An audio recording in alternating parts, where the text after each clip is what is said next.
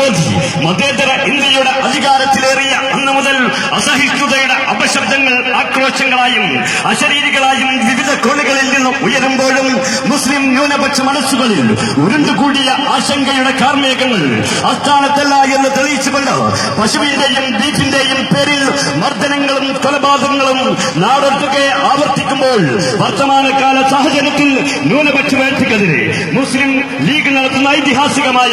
ആവേശകരമായ റാലിയാണ്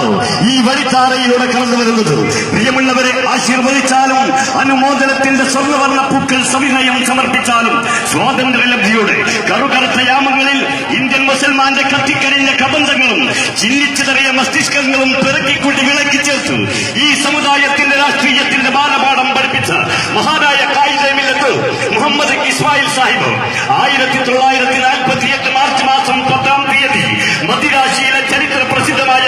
രാജാജി ഹാളിൽ വെച്ച് 10,000 സാക്ഷി നിർത്തിക്കൊണ്ട് തക്ബീർ ധ്വനികളാൽ ശബ്ദമുഖരിതമായ അന്തരീക്ഷത്തിൽ ആകാശത്തേക്കുയർത്തിയ അർദ്ധചന്ദ്ര നക്ഷത്രാങ്കിത ഹരിത പതാകയും എഴുതിക്കൊണ്ട് കൽബിൽ ആവേശത്തിന്റെ തീജ്വാലകൾ ഉയർത്തുന്ന മുദ്രാവാക്യവും മുഴക്കി കയ്യിൽ ആവേശത്തിന്റെ തീപ്പന്തമാകുന്ന അർദ്ധചന്ദ്ര നക്ഷത്രാങ്കിത ഹരിത പതാകയും എഴുതിക്കൊണ്ട്